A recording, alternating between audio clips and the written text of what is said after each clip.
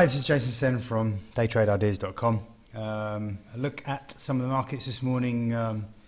It's Monday the 30th of September. This is the chart, the daily chart, weekly chart for pound versus the dollar cable. You can see we've had a real good run up since the beginning of July. Very nice bull run. But on the grand scale of things, when you look at this chart, which goes back to sort of 2012, you can see we're just reaching the upper end of a fairly wide range that we've been in for a couple of years now. So the risk is that we start to run out of steam here. I'm just going to scrunch this up a little bit more. Yeah, it's been a couple of years, and you can see we're reaching the top of this range. 162.00 area is looking like it could cap, and we've got very close to it. So who knows? We may have actually already seen the high for this move, but we're getting quite overbought in the weekly chart. So we've got to be a little bit careful here that we make it no high. The daily chart here is certainly not negative, so we're not worried about a steep sell-off. It's just that we might run out of steam on the upside and perhaps trade sideways for a little while. So it might just start to be a little bit too risky to hold on to too many longs. Might be worth taking some profit. But the daily chart, we're still in a nice uptrend. We're just sitting above this trend line, which goes back to May of this year.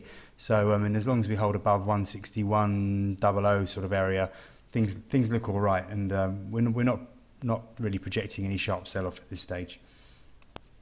This is a weekly chart for gold. We always keep an eye on gold. Not a very happy chart really. This morning we had a little bit of a spike high, which I'll show you now on the daily chart if I can just find it. Okay, gold daily chart, and here we go. Okay, so you can see we broke the uptrend around the middle of September, just before the middle of September. We managed to bounce back, and we're now establishing a downtrend again on the daily chart. We tried to pierce that this morning, didn't work. We're now sitting below the 100-day moving average, which is at 1339, 1340, and we're selling off as the day progresses. So really, we're really establishing this downtrend. And on the grand scale of things, if we look at the weekly chart, we're in a much bigger downtrend anyway, so all in all, gold just doesn't look good. It's a case of selling into any strength. Lastly, we're going to have a look at the euro. This is the weekly chart for the euro. So we've been heading higher through the summer. Still looks quite positive. I'm starting to wonder if we can get through the 136.00 area. Let me see, 135.70 was the high for September. And if we can get through there, we could easily push on to that 137.10. which was actually the high of the year, which we saw back at the end of November. The daily chart for the euro pretty much backs that up. We've had a good run higher. You can see this trend line has now acted very nicely as support, as well it should.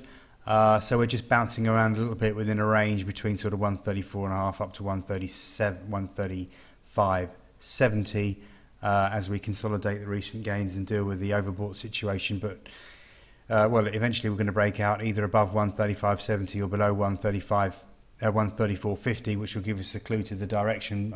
If I had to place a bet, I'd say we'll probably break higher and continue the uptrend. Thanks very much. Jason Sen for daytradeideas.com.